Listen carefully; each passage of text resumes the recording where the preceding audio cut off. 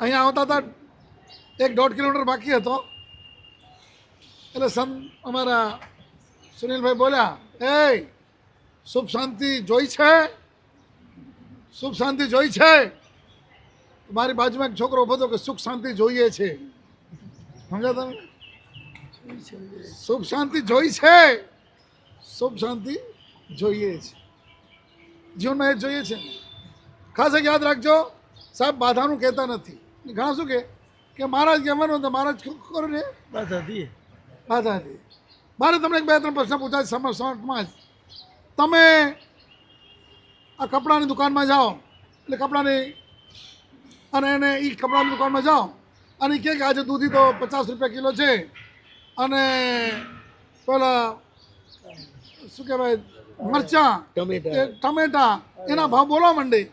કાપડની દુકાનમાં ગયા હો અને શાકભાજીના ભાવ બોલે, એ કેવો કહેવાય? બોલો ને, તમને ગમે ખરું? જવારીનાથી ગયા હો કે સોનીને ત્યાં ગયા હો, સોનીની દુકાન સોનાની દુકાનમાં, અને એ કાપડ કે 15 રૂપિયા મીટર અને 20 રૂપિયા મીટર બોલવા માંડે, તમે શું કહો? કેવું કે ના કહો કે અમે ભાઈ લેવાસમાં આવ્યા છીએ સોનું અને તમે ભાવ સોના બોલો છો? અચ્છા. અને તમે શાક માર્કેટમાં ઘૂસી ગયા અને એ ઘઉં 20 રૂપિયા કિલો અને મગ 40 રૂપિયા કિલો, આવું બોલવા માટે તમે કહો છો એને કંઈ ઠેકાણે છે કે નહીં? તમે આટલા સમજુ થઈને જેવી દુકાનમાં જાઓ એમાં જ ભાવ છો. અમારી આ દુકાન કઈ દુકાન છે બોલો? અરે અમારી ધર્મની દુકાન છે તો અમે કઈ વાત કરીએ? અહીંયા તમારે સંસાર બહુ સારો છે, મજા કરવા જેવો છે, એ બોલવા દઈએ તો તમે અમે હારા લાગીએ? જેવો સંસાર છે એવું બોલીએ નહીં. અને જેવી છે સાહેબે તમારા આપણા આત્માના હિત માટે જ વાત કરી છે. આ જીવ જન્મે છે, જીવે છે ને મરે છે ને આમ કહેવાય ચક્કરની જેમ ચાલ્યા જ કરે છે. એક ભાવ બદલાયો ફટ કરતા ભાવ બદલાઈ જશે. એક સામાન્ય ઘટના કહું તમને. અમદાવાદ જૈન સોસાયટીમાંથી મહેશ નામનો છોકરો, એટલે બંગલાવાળા, ત્યારે બંગલા જ હતા, હમણાં હવે બિલ્ડિંગો થઈ થોડી, પેલા બંગલા જ. સરકાર પોતાના કામ માટે ગાંધીનગર એક ઓફિસરને મળવા ગયેલો, જતો હતો. પાલડીથી નીકળ્યો, એ પોતે આશ્રમ રોડ થઈ સાબરમતીથી બેંક મારી બિલકુલ આગળ અને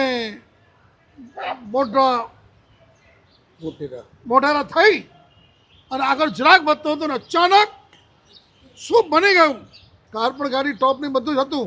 એ ત્યારે છે ને એ ગાડી નીકળેલી ત્યારે એવું હતું કે તમે એના પેલા હોય ને શું કહે ફુગા એરબેગ, એ બટન પાડો તો ખુલે, પાડેલો જોઈએ. હવે તો ઓટોમેટિક છે. એણે બટન પાડવાનું ભૂલી ગયો હતો અને ખબર નહીં અચાનક એક તોતિંગ મળેલાની જઈ અને ધક ટકરાણી. એટલે જોરથી ટકરાણી, કારનો તો ભૂક્કો નીકળી ગયો. એને સ્ટેન્ડિંગ લાગ્યું, દરવાજો ખુલી ગયો એટલે અડધો અંદર. બહાર એટલો ભયંકર લાગેલો, અંદર લોહી બ્લડિંગ ચાલુ થઈ ગયું, પાણી કરે છે. એ ઝૂંપડપટ્ટીવાળા દોડ્યા ફટાફટ, બધી ઝૂંપડપટ્ટીઓ એક બાજુ દોડ્યા અને એમાં લૂંટાલૂંટે કરીને બધું જ કર્યું. પણ એક બેન બહુ સજ્જન હશે તો સજ્જન હોય તો જ આવો વિચાર આવ્યો. એ 30 વર્ષની બેન એ પાણી કરે છે, દોડીને ગઈ, પાણી લઈને જગમાં પાણી લઈને આવી. પહેલાં આમ બિલકુલ અડધું મોટું ખુલ્લું પડ્યું છે, જરાક ઊંચો કર્યો, ગ્લાસમાં પાણી આપ્યું, 1 ગ્લાસ 2 ગ્લાસ. ખબર છે જ્યારે બ્લડિંગ ચાલુ હોય ને ત્યારે જેટલો પાણી આપે ઝેર થતો જાય, ત્યારે ન અપાય. ક્યારે શું કરે આ બધી આપણે ત્યાં તો બહુ સહજ હતું પહેલાં, આજે વાત કરવા નથી બેઠો. પણ હવે તરત જ પોલીસ આવી, એને ખ્યાલ આવ્યો થયું છે એટલે ઉપાડ્યા અને એપોલો હોસ્પિટલ છે ત્યાં રોડ પર, તમને કોઈને ખ્યાલ હોય તો એમાં ઉપાડી નાખ્યા, લઈ ગયા, એ દાખલ કર્યા. મા બાપને બોલાવ્યા, એકનો એક દીકરો આવ્યો, એ મા બાપ આવ્યા અને બધી ચાલુ થઈ ટ્રીટમેન્ટ. પણ રાતના 12-1 વાગે એનું આયુષ્ય પૂરું થયું, મરી ગયું. આયુષ્ય પૂરું થયું એટલે પછી તો હવે તમે બીજું શું કરી શકો? એની જે વિધિ તમારી કરો, વિધિ કરો, કંઈ બીજું કંઈ કરી શકતા નથી. કે તમે પ્રાર્થના કરો, પ્રભુ O God only for 1 minute give me, પાછા મને 1 મિનિટ માટે પાછા આપો, એટલે હિસાબ કિતાબ પૂછી લઈએ. બીજું તમારું શું કામ હોય? જનરલ ખબર હોય કે હવે જવાના છે, તમે કયો શું પૂછો? આ ચાવી ક્યાં પડી છે? પેલા તો પતી ગયું, ઘરના બધા પતાવી નાખ્યું. સંસારથી સંસાર, સંસાર ચાલ્યા જ કરે છે, એનું નામ ચાલ્યા કરે એનું નામ સંસાર. ઘડિયાળનો કાંટો હજી ઊભો રહેશે, બનશે. તમારા મકાન એમને ઊભો રહેશે, બનશે. પણ તમે કોઈ દિવસ સૂર્ય કે ચંદ્રને ઊભા રહેતા જોયા ખરા? બોલો. અચ્છા, રિલાયન્સ વાળા દર 3 વર્ષે એને શટડાઉન કરે, એટલે શું કરે? એ મશીનરીને મેન્ટેનન્સ કરે અને બધું સફાઈ ચપાઈ. તમે કોઈ દિવસ સૂરજ કે ચંદ્રમાં મેન્ટેનન્સ માટે ઊભો રહ્યો હોય સાંભળ્યું છે કોઈ દિવસ? બોલો ને, કદી નહીં. બસ એ જ બતાવે છે આ ચાલુ રહી છે. સંસાર ચાલે જ કરે, એનું નામ સંસાર છે. 2-3 વર્ષ નીકળી ગયા. એક દિવસ આ ઝૂંપડપટ્ટીના છોકરાઓ બહાર રોડ પાસે ઊભા રહે, એમાં અમુક જાતની ગાડી નીકળે ને ત્યારે એક છોકરો બોલે, આવી મારી ગાડી હતી, હું ચલાવતો હતો. બધા હા હસે. હા, નાનો છોકરો કહે કે આવી મારી ગાડી, આવું તો તમે હસવાનું જ આવે. પણ અમુક દિવસો તો ઊભો રહીને ઘણી વાર ગાડી જાય, એટલે એવી ગાડી જાય ને અમુક જાતની જોયા જ કરે. માને વાત કરી, મારી આવી ગાડી હતી, મારે આવું હતું, હું બંગલામાં રહેનારો હતો, મને બોલવા. એટલે એની બાએ કોકને વાત કરી. હવે ઝૂંપડપટ્ટીમાં પણ કોક તો ભણેલો હોય ને પાછું, એને વાત કરી આવું બોલે છે. એમ પહેલાં તો સમજ્યા કે કંઈક ખસી ગઈ હશે. તમને સારા ડાયા માણસ ખસેલા લાગે, આનું નામ સંસાર. એટલે પહેલાં એને પૂછ્યું, તું કોણ છો? બોલ સાચું. કે મહેશ. ક્યાં રહો છો? કે જૈન સોસાયટી. ધડાધડ બોલવા માંડે.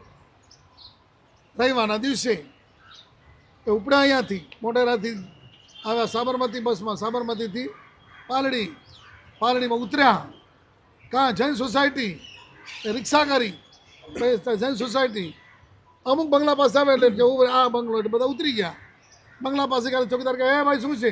હવે ઝૂંપડપટ્ટીવાળાના કપડાં કેવા હોય? એ કહે એને બંગલામાં આમે તમારે લખેલું હોય છે ફેરિયા અંદર આવું નહીં, અને શું નામ અજાણી વ્યક્તિ અંદર આવી નહીં.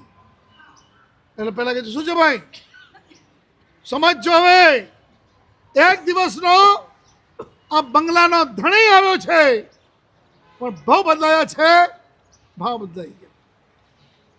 ચોકીદાર એ જ હતો કે નવી નવાઈ નહોતો આવ્યો. શું છે ભાઈ? ભાઈ તમારો મહેશ નામનો છોકરો હતો, શેઠનો હતો ને તો મરી ગયો, વાત પૂરી થઈ ગઈ, કે પાછો જીવ્યો છે. શેઠને વાત કરો. શેઠને વાત કરી કે આવી રીતે આવ્યા છે, કે મહેશ જીવ્યો છે. એટલે શેઠ બહાર આવ્યા. જૈન કુળમાં જન્મેલા હતા ને એટલે એટલી ખબર હતી પુનર્જન્મ હોય, કર્મ હોય. જૈન કુળમાં જન્મ જો જરાક એના સિદ્ધાંતને સમજી લઈએ તો જૈન કુળમાં જન્મેલો આત્મા ક્યારે પણ દુર્ગતિમાં ન જાય. સાહેબે આપણા આત્માની સદગતિ માટે ભગવાનના દર્શન, ભગવાનની પૂજાને, ભગવાનની ભક્તિ શા માટે? દર્શનાથ દુરિતા ધ્વંસી, વંદનાથ વાંછિતા પ્રદા, પૂજનાથ પૂરક શ્રીનામ, જેનો સાક્ષાત સુરદ્રુમ. ભગવાન સાક્ષાત કલ્પવૃક્ષ છે. આપણે હજી ત્યાં સુધી પહોંચી શક્યા નથી. તોય પછી ધજાના દિવસો આવે ત્યારે વળી હવે લાગે છે. અહીંયા પણ સારા માઠા દિવસો, માઠા તો ન કહેવાય, હારા દિવસોમાં બધા કરી આવે. પણ જ્યાં સુધી પ્રભુ નહીં ત્યાં સુધી આપણું અસ્તિત્વ જોખમમાં છે. પેલા શેઠ બહાર નીકળ્યા, ભાઈ કોણ છે? આવ્યા બહાર જ, અંદર બંગલામાં તો ના લઈ ગયા, બહાર જ બેગમાં બેસાડ્યા, ખુરશીમાં પોતે બેઠા. છોકરો જોઈ કે એવું ખ્યાલ આવી ગયો બંગલો પોતાનો, 14 જ્ઞાન છે બાપા. અને ત્યાં કહે છે કે ભાઈ આ છોકરો છે, અને કહે છે મારું આ નામ છે ને આ બધું છે. તો કે એમ નહીં, મારા કાગળિયાળા મળતા નથી. કોણ કહે છે? કયા ભાવનો બાપા? આગલા ભાવનો. તોય નહીં તો આગલા ભાવનો બાપા છે ને, આગલા ભાવ તો પછી વાત. બાપા તમારા દીકરાને તમે 3 મહિના પહેલાં તમને ખબર પડી કે ગુલ થઈ ગયો છે, અને મળે તમે એને ચોટી પડો કે ના પડો? પણ ભાવ બદલાઈ ગયો, ભાવ બદલાઈ ગયો. આપણે કે પેલો મારા કાગળિયા નથી મળતા, પેલો ઊભો થયો કે હાલો બતાવો. અંદરના રૂમમાં અંદરના કામ બતાવી અને કબાટ નીચે કબાટના ખાનામાં, તમારા કબાટના ખાનામાં ચોર ખાના હોય છે પાછા. બોલો, ખાનો સાવકારનો ને કહેવાય ચોર ખાનો. એટલે પછી મને કોકે કીધું કે ઘરવાળા પણ ચોરીથી પૈસા રાખી શકે ને એટલે ચોર ખાનું કહે છે, એવું છે. પેલા કાગળિયા બતાવી દે, બહાર આવ્યા. શેઠ પેલા કહે છે કે શેઠ હવે તમારો છોકરો તમે હાચવો. પેલા કે જે કામ કરો, તમને હું એક ફ્લેટ લઈ આપું છું, એ ફ્લેટમાં તમે એના મા બાપ તમે આવી જાઓ, એને ભણવાનો ખર્ચો બધું હું આપીશ, મોટો થાય પછી આપણે જોઈ લઈશું બધું, તો તમે અહીંયા આવી જાઓ. પેલા કે થોડા દી રાખો તો ખરા. શું કીધું ખબર છે? અહીંયા ન ફાવે. એક દિવસનો બંગલાનો માલિક, ભાવ બદલાઈ ગયો, અહીંયા ન ફાવે, અહીંયા ન ચાલે, તમે લઈ જાઓ. આનું નામ સંસાર. આ જીવે તો જન્મો કેટલાય કર્યા પાર વગર. જન્મ્યો જીવ્યો ને મર્યો, જન્મ્યો જીવ્યો ને મર્યો. ક્યાં સુધી હજી? ક્યાં સુધી? બોલો ને. હે હું નહીં, ભાવ તો નહીં, ઠેકાણે પડવું છે આપણે. મરતા ના આવડે ત્યાં સુધી છીએ. એટલે હું ખાસ વાત કરું કે તમે લોકો તો અમને સાવચેત કરો છો. આ વાત મેં ઘણી વખત કીધી, ઘણા સાંભળી પણ હોય. અમે ક્યાંક આવીએ ને, લે મારે ક્યારે પધાર્યા, ક્યારે આવ્યા, ને આજે આવ્યા. ક્યાંથી પધાર્યા સાહેબ? તો અમે ક્યાંથી આવે? હા, ડોંબીવલીથી આવે. એમ સાહેબ ક્યાં જવાના? હવે હમણાં તો થોડી દી ભીવની રોકાવાના છીએ અને પછી પાછા મુંબઈ બાજુ જઈશું. સાહેબ કેટલા દી રોકાવાના? મહિનો એક રોકાશું, મહિનો 100 મહિનો રોકાશું. જ્યાં વાત કરી પણ ત્યારે અમારી જાતને અમે જાગતા કરી નાખીએ. એમ પ્રભ આ પૂછી રહ્યા છે, તારો આત્મા ક્યાંથી આવ્યો? ક્યાંથી આવ્યો? વાહ સુનિલભાઈ દિગોત બોલતા થઈ ગયા. વાહ, ક્યાંથી આવ્યો મારો તમારો આત્મા? નિગોદમાંથી. ક્યાં જવાનું છે? મોક્ષમાં. નિગોદમાંથી આવ્યા, મોક્ષમાં જવાનું. સંસારમાં ક્યાં સુધી? જ્યાં સુધી કર્મ છે ત્યાં સુધી. જે દિવસે કર્મ ખપી જશે તે દિવસે ઉપડી જશે. આવી સજાગતા તમે અમને લઈ આવો. આજના દિવસે પણ આ જ ભાવ અમારા માટે. અમે તમે ખુશ થાઓ. પણ સાહેબે પહેલાં જ કીધું એટલા વર્ષ ઓછા થયા. મને તો આશ્ચર્ય થાય, સાહેબની દીક્ષા થઈ ત્યારે હજી અમારો જન્મ નહોતો થયો, અત્યારે બોલ કરતા થઈ ગયા. સાહેબની દીક્ષા થઈ, દીક્ષાને કેટલા વર્ષ થયા? 74. હમણાં જ મહાસુદ દસમના 75માં સંયમ વર્ષમાં પ્રવેશ છે. આપણા મોટા સાહેબજી ગચ્છાસ્ત્રી સાહેબ લલિત ચક્રસુરી મહારાજા, એમનો 74માં 73 થઈ ગયો, 74માં પ્રવેશ થશે. ત્યારે સાહેબનો 75માં સંયમમાં પ્રવેશ. એ લેખે લાગ્યા, અહીંયા લેખે લાગે કયા સંયમમાં આવી ગયા. એટલે સંયમ ભાવમાં સાહેબ યાદ કરો, ખરેખર મને એ તરંગમાં ચાલ્યો ગયો. બાપાએ મને કીધું કે ઉપધાન ચાલતા હતા, સાતા પૂછવા ગયા, અને કયો બાપ સાતા પૂછવા ગયેલા છોકરાને આવી વાતો કરે? મને થયું કે મને મારા પિતા મળ્યા કે મને ભગવાન મળ્યા. મને કે અશોક, 2 નામ હતા મારા ઘરમાં, અશોક કહેતા ને બહાર બધા. હા, એટલે તો પહેલાં કે અશોક તું જમીને આવ, પછી આપણે બેસવું છે, મારે કામ છે. મેં કીધું ભલે. અને બાપાની ઘરમાં ધાક એવી હતી, અમે જરા ઊંચું નીચું કરી શકીએ નહીં. એ બોલે એટલે ભગવાન જ બોલ્યા. પ્રમાણ એટલા સામે ડિસિપ્લિન પણ એટલી જબરજસ્ત. તો હું આવ્યો પૂજા વગેરે કરીને. એ કુણખેર નામના ગામની અંદર સીડી હતી, સીડી નીચે જગ્યા ખાલી હતી, અમે ત્યાં બાપ દીકરો બેઠા. એમણે મને સંસાર કેવો છે ને બધું સમજાવવાનું શરૂ કર્યું. હવે સંસાર ભાઈના સગપણ થયા હતા, સંસારમાં એમાં સોશિયલ વર્કર હતા, એટલે બીજું બહુ મગજમાં બેસે નહીં. પણ એટલે મેં શોર્ટમાં એટલું કીધું, મેં તમારે આપણે કહેવું શું છે, મારે માટે આપણે શું કહેવું છે? તો બસ મારી ભાવના એ છે કે હવે યોગેશના તો સગપણ થઈ ગયા છે, તું દીક્ષા લે. તમે તો સારું. એટલે આટલું મેં સીધું કીધું એટલે કે સમજો નથી લાગતો રિક્ષા લેવાની વાત હશે. રિક્ષાની વાત નથી, પણ એમને એમ થઈ ગયું. સીધા બોલ્યા કે હું શું બોલ્યા ખબર છે? મેં તો હા દીક્ષા લેવાની તો લઈશ. એટલે એટલે એટલે એ જ કે હા. થોડી વાર તો એ અસમંજસમાં પડી ગયા કે હું ક્યારે, બસ તમે આવી જાઓ ઉપદાન પર થયા પછી આપણે નક્કી કરીએ. એમને કદાચ આવી કલ્પના નહીં હોય તો મને તો બિલકુલ કલ્પના નથી કે હું દીક્ષા લઈ શકીશ નહીં. બાપાએ કીધું એટલે લીધી.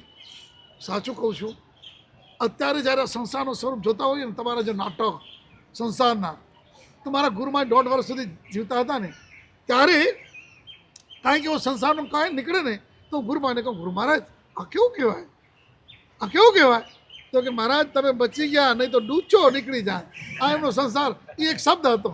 તમે બચી ગયા નહીં તો, જોરથી બોલો ને, તમે બચી ગયા નહીં તો કોનો? સંસારમાં રહેનાર. પહેલા એમાં